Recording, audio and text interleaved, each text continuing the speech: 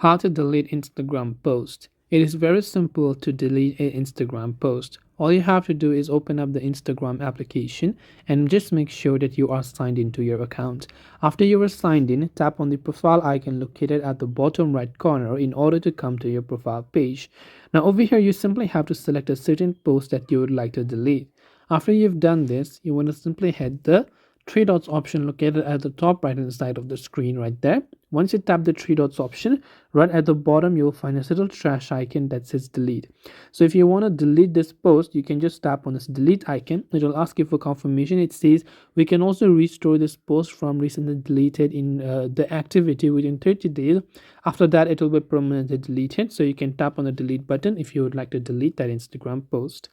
So I hope that this video helped you. If you have got any further questions, feel free to also leave them down in the comment section below. As always, thank you very much for watching till the end of this tutorial, and see you soon in our next video.